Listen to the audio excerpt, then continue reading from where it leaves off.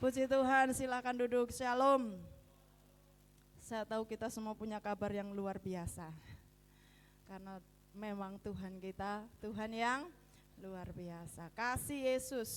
Beberapa lagu yang kita nyanyikan tadi pun ada senada menceritakan atau mengisahkan atau menggambarkan tentang kasih Yesus. Nah, malam hari ini juga saya ingin sampaikan tentang kasih Yesus. Klik selanjutnya. Nah, dengan apakah saudara bisa gambarkan kasih Yesus itu? Dengan apa? Kira-kira bisa menggambarkan, membayangkan kasih Yesus itu, kasih Yesus,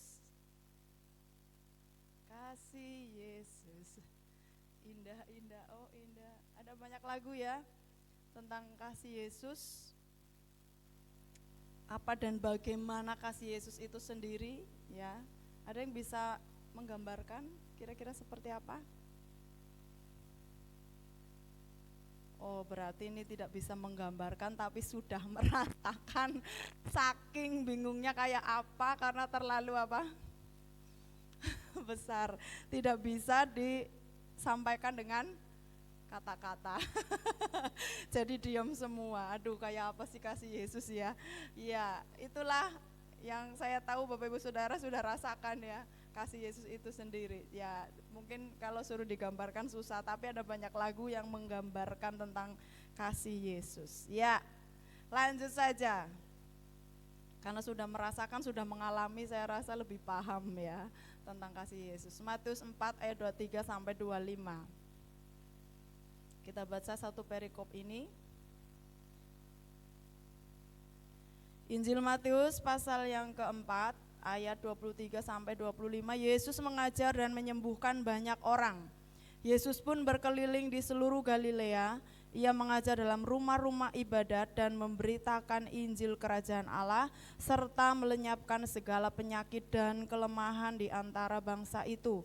Maka tersiarlah berita tentang dia di seluruh Syria dan dibawalah kepadanya semua orang yang buruk keadaannya, yang menderita berbagai penyakit dan sengsara, yang kerasukan, yang sakit ayan dan yang lumpuh. Lalu Yesus menyembuhkan mereka. Maka orang banyak berbondong-bondong mengikuti dia. Mereka datang dari Galilea dan dari Dekapolis, dari Yerusalem dan dari Yudea dan dari seberang Yordan. Sebelum perikop ini di atasnya kalau Bapak Ibu baca, itu ada judul Yesus memanggil murid-murid yang pertama. Dan ternyata Yesus setelah itu ingin membawa mereka ke sebuah pengalaman. Nah, gimana sih jadi murid Tuhan? Ya, setelah ambil keputusan, ayo ikut aku. Ya, mereka meninggalkan pekerjaan mereka, singkat cerita, lalu mengikut Yesus. Dan Yesus ingin membawa mereka kepada sebuah pengalaman yang mungkin sama sekali belum pernah mereka lihat. Karena kalau saya boleh katakan, di ayat ini adalah pengalaman mereka pertama dengan Yesus, bersama Yesus, melihat sesuatu yang Yesus kerjakan.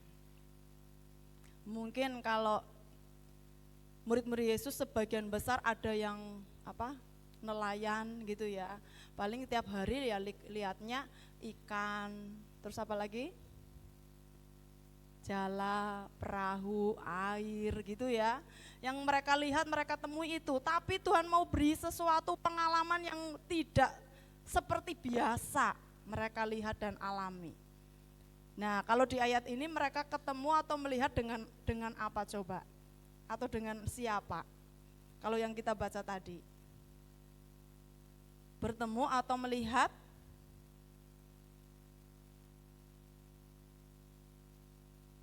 dor. Banyak. Maka tersiarlah berita tentang dia di seluruh Syria dan dibawalah kepada semua orang yang, ayat 24 ya, buruk keadaannya, yang menderita berbagai penyakit dan sengsara, yang kerasukan, yang sakit ayan dan yang lumpuh dan yang lain-lainnya. Yang mungkin selama ini mereka lihat hanya sekilas lewat, oh iya itu lumpuh, oh iya dia sakit, oh dia jelek, yang buruk keadaannya gitu ya, yang kondisinya enggak bagus gitu, enggak dalam kondisi fit, enggak dalam kondisi sehat. Mungkin mereka lewat mau ke pantai, oh iya ada orang sakit, tapi ini beda loh. Pas mereka sama Yesus bareng-bareng, yang datang orang-orang yang seperti itu. Ternyata jadi murid Yesus bukan ketemunya para pembesar gitu ya. Oh jadi muridnya Tuhan Yesus nih, ketemunya raja, ketemunya pangeran gitu loh, ketemunya putri. Ternyata yang datang, yang ketemu dengan mereka adalah orang-orang yang buruk keadaannya,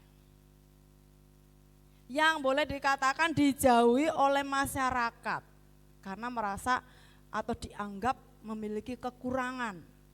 Dan ternyata ini yang mereka temui, mereka lihat ada di hadapan mereka. Sebuah pengalaman yang luar biasa Tuhan mau ajarkan. Dan itulah yang pertama mereka alami ketika menjadi murid Yesus. Ya, maka apa sih hubungannya dengan kasih Yesus? Dengan judul khotbah saya ini, klik lagi. Untuk selanjutnya, ini yang sudah saya sampaikan, ini merupakan hal pertama pengalaman bagi para murid ketika bersama Yesus. Ternyata yang ketemu dengan Yesus itu orang-orang yang memang di bawah gitu loh, yang memang mungkin tidak dianggap oleh masyarakat, mungkin dianggap mengganggu gitu ya, membuat buruk lingkungan dan lain-lain. Justru mereka yang mereka temui ya, orang-orang ini oleh para murid tadi. Ayo klik lagi, apa sih? 2 saja untuk kita semua. Bicara kasih Yesus, ini yang pertama. Coba baca sama-sama, 2, 3. Kasih Yesus mampu. Nah, coba direnungkan kata-kata ini. Kasih Yesus mampu menerima semua yang buruk. Ada banyak dari kita selalu ingin menerima yang ya buruk, ya bau, ya menjijikan. Yang datang sama Tuhan itu yang seperti itu. Sampah masyarakat, ya kan? Yang tidak dianggap, diremehkan, dikucilkan. Tapi justru mereka yang datang sama Tuhan, yang ketemu sama Tuhan, yang ngomong sama Tuhan, bahkan disinilah kelihatan kalau kasih Yesus kita itu mampu, mau menerima semua yang buruk. Itu bedanya kasih Yesus dengan kasih dunia. Kalau dunia mau yang baik-baik saja yang kita terima, doanya pun yang baik-baik saja, jangan yang buruk-buruk gitu kan ya. Tapi disinilah kita bisa melihat kasih Yesus itu memang luar biasa. Ya, tidak ada seperti kasih Yesus. Dia mau, mampu, rela menerima semua yang buruk, yang ditolak oleh dunia, yang disingkirkan oleh masyarakat, datang sama Yesus dan Yesus terima itu. Ini luar biasanya Tuhan kita. Amin. Beri tepuk tangan dong buat Tuhan Yesus. Yang buruk, yang menjijikan, yang bau dan yang lain-lainnya itu yang tidak dianggap sama manusia, tapi yang Yesus terima. Dan kalau kita tarik ke kehidupan kita, sebenarnya mungkin kalau saat ini kita bilang, aku enggak lumpuh, aku enggak kerasukan setan, aku enggak sakit ayan gitu kan. Aku tidak sakit, tidak sengsara, aku tidak seperti mereka.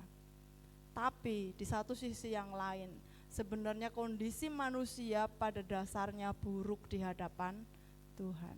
Itu tidak bisa kita pungkiri. Sewangi apapun kita pakai parfum, tetap aromanya itu menjijikan di hadapan Tuhan. Karena yang dilakukan oleh manusia pada dasarnya seperti itu, menghasilkan yang buruk. Tapi ternyata Yesus mau menerima saya dan saudara dalam kondisi yang buruk itu. Itulah kasih Yesus. Ketika kita datang kepada Dia dengan segala kondisi kita, dengan segala keadaan kita, Dia mau terima. Jadi tidak ada satupun orang yang ditolak sama Tuhan Yesus. Maka belajar dari Yesus ya, supaya kita pun bisa menerima semua orang. Bahkan juga bisa menerima semua yang buruk. Supaya jadi anak Tuhan jangan hanya maunya yang baik saja. Ketika terjadi sesuatu yang buruk, kita tidak mau. Padahal kondisi manusia yang buruk sudah diterima dengan baik oleh Tuhan Yesus. Ini posisi kita yang sekarang. Dia mau terima kita apa adanya. Dengan segala kekurangan kita, dengan segala dosa kita, dengan segala kejahatan kita, ya. Dia tidak perhitungkan itu. Kalau kita datang kepada Dia, Dia akan terima kita. Kalimat yang selalu Tuhan bilang, pergilah, dosamu sudah diampuni dan jangan berbuat dosa lagi. Jadi apapun dan bagaimana kita, kalau kita mau datang dengan Dia dengan kesungguhan hati, maka Tuhan akan menerima kita dan Dia akan pulihkan kita. Coba katakan lagi nih kalimat ini, 1, 2, 3. Kasih Yesus, ya, dengan semua yang ada pada kita, yang dunia tidak mau terima, saudara tidak mau terima, tetangga tidak mau terima, keluarga tidak mau terima, tetapi Tuhan Yesus mau menerima. Maka bersyukur sekali ketika kita bisa diterima oleh Tuhan Yesus, ya, tidak ditolak oleh Tuhan Yesus dengan segala kekurangan kita. Dia mengasihi kita, itu tuh kasih yang luar biasa. Kalau minggu kemarin atau beberapa hari yang lalu saya sampaikan tentang standar yang tidak boleh diturunkan. Apa yo? Menjadi anaknya Allah yang Maha tinggi. Nah, kita punya standar yang tidak boleh diturunkan. Kasihnya tidak boleh diturunkan. Kasihnya harus di atas rata-rata. Kalau orang bisa mengasihi yang baik, kita harus bisa mengasihi yang jahat. Tapi kalau di poin ini kadang orang tidak merasa diterima Tuhan dengan baik. Dia akhirnya merasa kurang bersyukur. Kalau di sini level harus diturunkan malah standarnya. Standar apa kira-kira? Kesombongan manusia, egoisnya manusia, itu yang harus diturunkan. Jangan kita merasa ya karena aku pandai sih, karena aku pinter sih, karena aku bisa ini itu maka Tuhan terima. Enggak ada unsur itu membuat Tuhan terima kita. Maka standar ini justru kita harus turunkan, kesombongan kita, egois kita, merasa kita mampu, merasa kita bisa. Ini yang harus kita turunkan. Kenapa? Karena Tuhan, bukan karena itu kita diterima oleh Tuhan, gitu ya. Tapi karena memang Dia mengasihi kita apa adanya. Tapi terus tidak berhenti di sini. Ya wis lah apa anane bae lah kule melayani Tuhan. Itu beda lagi ya. Tuhan mau terima kita dengan segala kondisi kita, tapi Tuhan juga akan baharui lebih lagi. Saya ingin cuma kita berpikir kembali bahwa siapa sih kita kalau tidak dikasihi Tuhan Yesus. Itu loh ya. Gimana kita kalau tidak dikasihi oleh Tuhan Yesus. Itu yang harus kita pikirkan. Siapa kita, bagaimana kita, jadi apa kita kalau tidak dikasihi oleh Tuhan Yesus. Karena ada banyak orang secara medis, kemarin saya diberkati dengan kalimat ini dari seorang dokter yang tahu ketika seseorang ditolak gitu ya, ternyata ini membuat langkah pertama orang itu sedih. Ya, ketika tidak diterima oleh lingkungan, oleh keluarga itu pertama dia akan sedih dan hati-hati. Alkitab benar-benar mengerti akan hal ini. Dan ketika sedih ternyata sel-sel yang di dalam tubuh manusia ini secara biologi, secara kedokteran itu menjadi liar. Hati-hati. Sepertinya sih sedih, sepertinya lemes, tapi sel di dalam tubuh manusia itu menjadi liar. Sembarangan, semrawut, ngawur neng jero. Dan ini yang menimbulkan penyakit. Maka balik ke firman Tuhan, hati yang gembira. Nah, awalnya sedih, sepertinya sederhana. Secara medis seperti itu. Ketika orang mengalami penolakan, dia akan sedih. Dan dalam kesedihan itu sel-sel dalam diri kita manusia itu menjadi liar dan muncullah banyak penyakit. Maka bersyukur ya kita diterima sama Tuhan Yesus. Amin.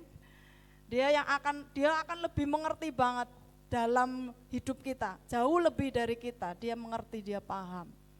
Maka Alkitab benar katakan, hati yang gembira adalah obat yang manjur. Awalnya hanya sedih saja, tapi hati-hati itu bisa menimbulkan banyak penyakit. Coba samping, belakang, depan, kan ini udah gembira apa bersedih itu? Oh kayaknya bersedih lagi, banyak masalah. Hati-hati jangan dibanjurna ya. Karena itu mungkin sepertinya kita diam tidak melakukan apapun, tapi di dalam diri kita ada sel-sel yang bekerja dengan liar sembarangan, tidak pada tempatnya, tidak dengan aturannya. Dan itu yang menimbulkan penyakit. Ngeri ya ketika itu terjadi. Maka Tuhan selalu ajarkan selalu bersukacita. Ya, karena disitulah sebuah kekuatan yang luar biasa. Sukacita banget apalagi kita diterima sama Tuhan Yesus ya. Tuhan Yesus yang luar biasa, kasih-Nya yang membuat kita ada sampai saat ini. Mampu menerima yang buruk, mampu menerima orang lain juga yang buruk gitu ya. Kita belajar dari Yesus yang sudah mengerjakan itu untuk saya dan saudara. Masih ingat yang disampaikan oleh Pak Pendeta Jan kemarin? Bisa menerima apa yang Tuhan kerjakan, sekalipun tidak sesuai dengan yang kita inginkan. Bisa komplain, anak yang pinter, yang ganteng, malah yang dipanggil Tuhan. Tapi belajar kembali miliknya Tuhan, tidak punya kuasa apapun, hatinya ditenangkan, pikirannya ditenangkan. Kalau enggak, sedih berlarut-larut, selnya semakin liar. Sel-sel dalam diri kita semakin liar, muncullah penyakit. Ngodek diperiksa orang nana apa-apane jere gitu ya. Karena enggak ada unsur dari yang apa yang kita makan masuk, tapi memang dari dalam hati kita yang sudah sedih, itu yang harus diobati gitu loh. Maka dekatlah dengan Tuhan senantiasa. Kasih-Nya mampu menerima kita dengan semua kondisi kita. Sudah jelas dari ayat ini. Maka tersiarlah berita tentang Dia di seluruh Syria, saya ulangi lagi, dan dibawalah kepadanya semua orang yang buruk keadaannya, yang menderita berbagai penyakit dan sengsara, yang kerasukan, yang sakit ayan, dan yang lumpuh. Semua yang buruk, semua yang sepertinya dihindari oleh masyarakat, tapi justru yang diterima oleh Tuhan Yesus. Ini yang bagian pertama. Yang kedua, apa hubungannya dengan kasih Yesus? Klik lagi. Ya, dari poin-poin yang kita baca tadi, ayat-ayat tadi, kasih Yesus itu yang menyembuhkan. Jadi setiap kita selalu dan sangat perlu kasih Yesus. Bahkan luar biasa sekali. Coba kita lihat. Kalau di ayat 24 tadi sudah jelas bahwa Tuhan tidak pilih-pilih orang-orang yang datang kepada Dia. Dengan semua kondisi apapun Dia terima. Di ayat 24 bagian terakhir tadi. Lalu Yesus menyembuhkan mereka. Disembuhkan oleh Tuhan. Coba satu ayat lagi coba kita baca, hampir sama sebenarnya kisahnya, tapi coba kita lihat saja di Lukas 6. Lukas 6 ayat 17 sampai 19.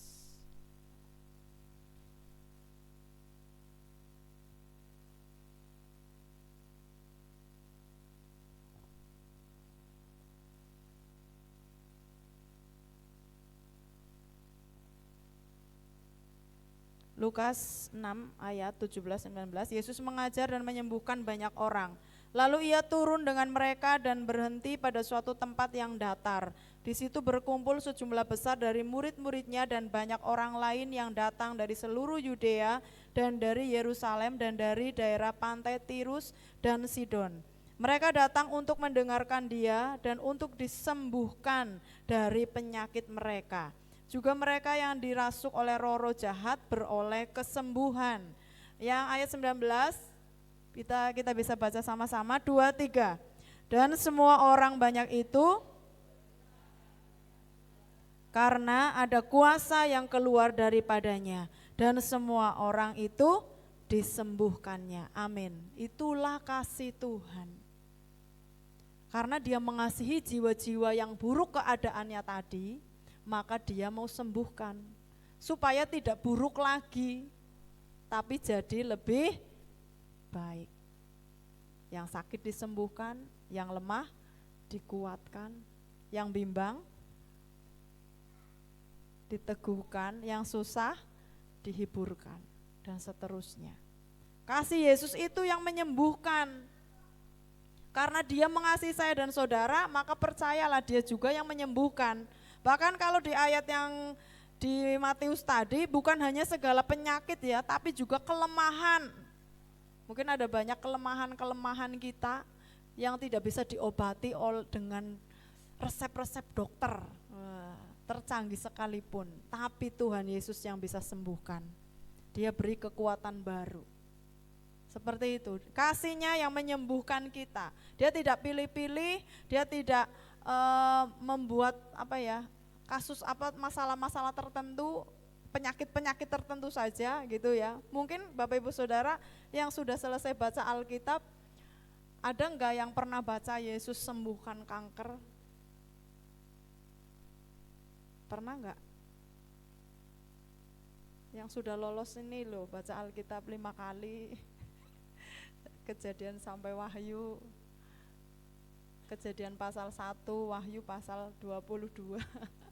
Selesai. Ada enggak? Pernah enggak? Terus berarti Tuhan enggak bisa sembuhkan gitu? Ya enggak harus disebutkan satu persatu kan? Dan berbagai jenis penyakit lainnya kan kayak gitu kan? Berbagai-bagai penyakit yang buruk kan macam-macam. Dan ada juga yang menafsirkan sebenarnya kalau perempuan yang 12 tahun pendarahan itu bisa juga karena awalnya kanker sampai parah pendarahan seperti itu. Jadi memang Tuhan tidak pilih yang mudah saja. Yang flu, demam juga ada ya kan? Iya, Tuhan sembuhkan. Jadi dari berbagai macam penyakit Tuhan sembuhkan, dari yang gawat, yang kerasukan roh, sing memang karena cuaca, sing memang karena makanan, sampai sing ditempeli, ya Tuhan sembuhkan, amin. Ini Tuhan yang kerjakan, di kitab Lukas tadi sudah jelas. Mereka datang untuk mendengarkan dia dan untuk disembuhkan dari penyakit mereka. Juga mereka yang dirasuk oleh roh-roh jahat, beroleh kesembuhan. Dan semua orang banyak itu berusaha menjamah dia karena ada kuasa yang keluar daripadanya dan semua orang itu disembuhkannya. Kasih Yesus menyembuhkan saya dan saudara. Maka sangat-sangat perlu kita kasih Tuhan dalam hidup kita. Dia yang sudah terima kita, dia akan terus pulihkan kita. Dan satu rahasia yang luar biasa, kenapa Yesus bisa lakukan itu semua? Sebenarnya ada di ayat 12 sebelumnya, dari Lukas 6 ayat yang ke-12.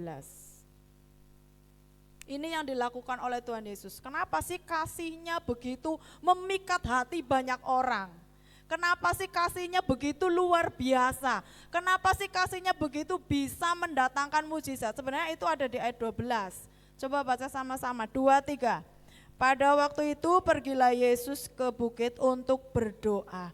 Dan semalam-malaman ia berdoa kepada Allah. Itu rahasianya.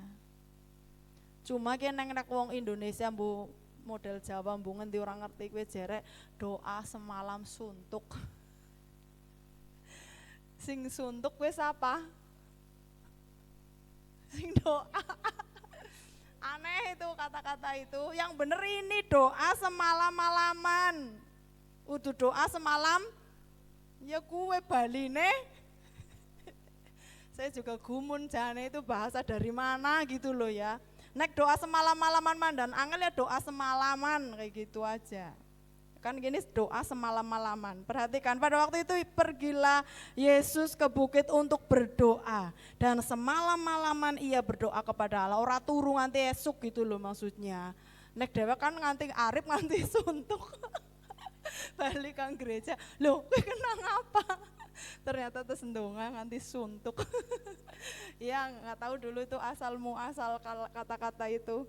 Ada acara doa berdoa semalam suntuk sampai pagi, mungkin seperti itu. Cuma kan banyak penafsiran ya. Sebenarnya kalau di Alkitab seperti ini, Yesus berdoa semalam-malaman. Itu yang sering Yesus lakukan. Kenapa? Maka jangan heran, kasihnya punya pengaruh yang luar biasa. Ketika dia turun, ya kan, ini berarti sebelumnya, kan, peristiwa ini sebelumnya kan, sebelum ketemu dengan yang buruk-buruk tadi, Yesus sudah berdoa semalam-malaman.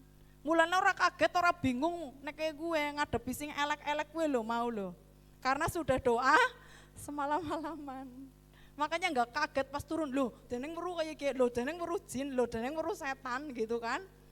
Dia tidak kaget, dia tidak bingung, dia siap dengan itu semua. Bahkan kasihnya sanggup menyembuhkan. Maka kita perlu tiru apa yang Tuhan lakukan. Pelajari kasihnya, kenapa begitu memikat, dari dulu sekarang selamanya tidak pernah berubah.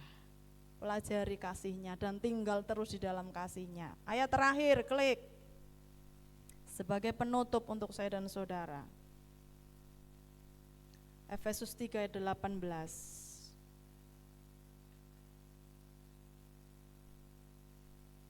Efesus 3 dan ayat 18, aku berdoa supaya kamu bersama-sama dengan segala orang kudus dapat memahami betapa lebarnya dan panjangnya dan tingginya dan dalamnya kasih Kristus.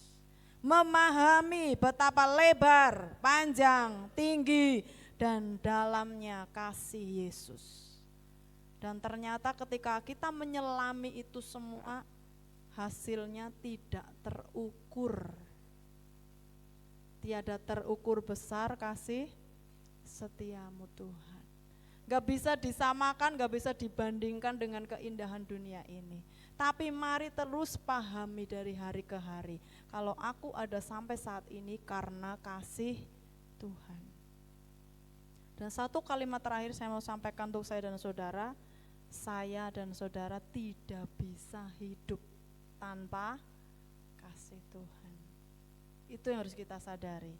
Dia sudah terima kita apa adanya dan dia yang mau baharui kita. Dia mau sembuhkan kita apapun jenis penyakit kita. Yang langka, yang aneh, yang susah disembuhkan atau apapun itu, dia mau sembuhkan saya dan saudara dengan kasihnya yang luar biasa. Ya, maka tetaplah hidup dalam kasih Tuhan, karena pasti saya boleh katakan saya dan saudara tidak bisa hidup tanpa kasih Tuhan. Pastikan tetap tinggal dalam kasih-Nya. Katakan tetap tinggal dalam kasih-Nya. Tuhan Yesus memberkati. Terpuji Engkau Tuhan karena kasih-Mu yang besar dalam hidup kami. Tak pernah bisa kami ukur, tak pernah bisa kami balas dengan apapun. Tapi sungguh kami bersyukur karena kasih-Mu kami boleh ada sampai hari ini.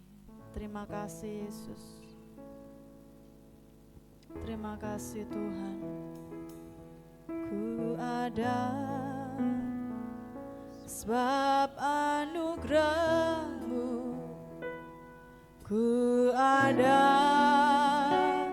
karena kasih-Mu.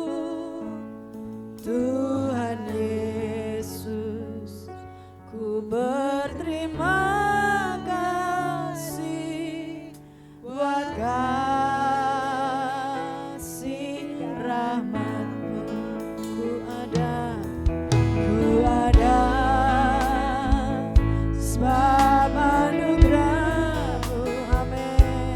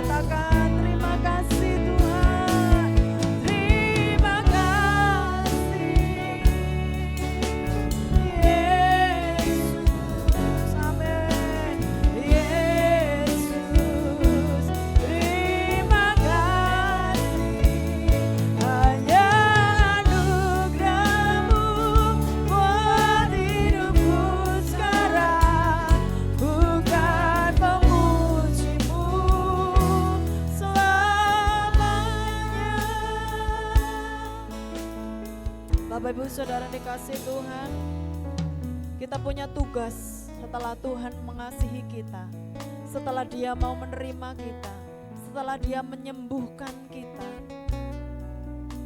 Pujilah namanya. Memuji Dia senantiasa, itu tugas saya dan saudara sebagai orang-orang yang sudah dikasihi oleh Tuhan. Memuji dan menyembah Dia, mengagungkan Dia, itu tugas saya dan saudara. Maka lakukan itu setiap hari. Terhubung dengan Yesus yang sudah mengasihi kita dengan puji-pujianmu, dengan sembahmu yang terus engkau naikkan dalam kondisi apapun. Karena itulah yang menyenangkan hatinya. Hanya dengan itu kita bisa balas kebaikannya. Hanya dengan pujian dan penyembahan kita bisa balas kasih-Nya. Tak banyak yang bisa kita lakukan, tetapi ketika engkau melakukannya dengan segenap hati, Tuhan Yesus bersukacita. Tuhan Yesus senang dengan apa yang kita lakukan. Mari sepakat dengan saya, senangkan hatinya dengan pujian-Mu malam hari ini. Bangkit berdiri, katakan kepada Dia, haleluya. Ku ada sebab anugerah-Mu. Amin Tuhan. Dengan pujian-Mu ini, senangkan hatinya. Dengan pujian-Mu ini, terus muliakan Dia. Amin Tuhan. Buat ku ada sebab anugerah-Mu. Ku ada, sadari ini hanya karena anugerah-Mu, hanya karena kasih-Mu Tuhan. Haleluya. Amin. Tuhan Yesus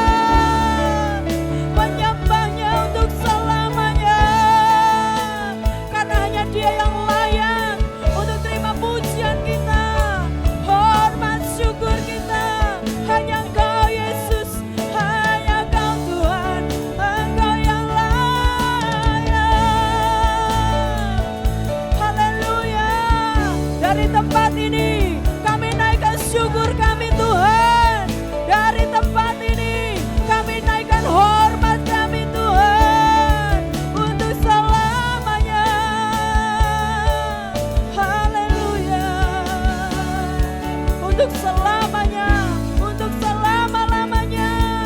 Engkau layak ditinggikan, Engkau layak diagungkan.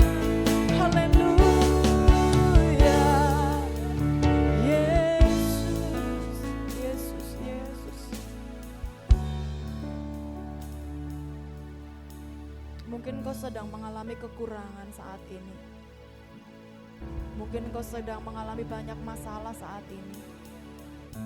Mungkin kau sedang mengalami banyak pergumulan yang sulit saat ini. Mungkin kau merasa paling menderita saat ini. Mungkin kau sekarang sedang mengalami banyak tekanan. Satu hal saya mau katakan untuk saya dan saudara. Hanya karena kasih-Nya engkau ada. Sampai hari ini. Engkau mau dan mampu melalui semua tekanan. Engkau bisa melalui semua kesulitan. Sekalipun mungkin posisimu saat ini di bawah. Tapi kasih-Nya itulah yang akan mengangkat saya dan saudara. Kasih-Nya itulah yang akan meneguhkan saya dan saudara. Dia akan membuat kita bangkit, berdiri dan tegak di tengah badai, di tengah gelombang, di tengah kesulitan hidup. Kasih-Nya itu yang akan memampukan kita. Maka tetaplah bersyukur apapun kondisimu saat ini. Kasih-Nya tetap berlaku untuk selama-lamanya. Maka tetaplah puji Dia untuk selama-lamanya. Terima kasih Yesus. Engkau terlalu baik buat kami Tuhan. Engkau terlalu setia kepada kami Tuhan. Kadang kami hanya mau terima yang baik saja dari Tuhan. Padahal Engkau mau terima kami dengan segala keburukan kami. Tapi kadang kami pilih-pilih jawaban yang terbaik yang dari Tuhan. Ampuni kami Tuhan. Ampuni kami karena kami belum memahami kasih-Mu. Kami belum bisa memahami betapa panjang, lebar, tinggi dan dalamnya kasih-Mu. Sehingga hanya sebatas kekuatan kami. Kami hanya paham sebatas kemampuan otak kami, perasaan kami, hati kami. Kami mulai salah berpikir tentang kasih Tuhan ketika kami sedang mengalami kelemahan. Ketika kami sedang terpuruk, kami mengira Engkau sudah tidak mengasihi kami lagi. Ampuni kami Tuhan. Kami belum bisa memahami kasih-Mu yang terlalu besar untuk kami. Yang kami tahu, yang bisa membuat kami ada sampai saat ini Tuhan. Terima kasih untuk kasih-Mu yang luar biasa. Terus pulihkan kami Bapa. Jagai kami dengan kasih-Mu. Kami sepakat malam hari ini.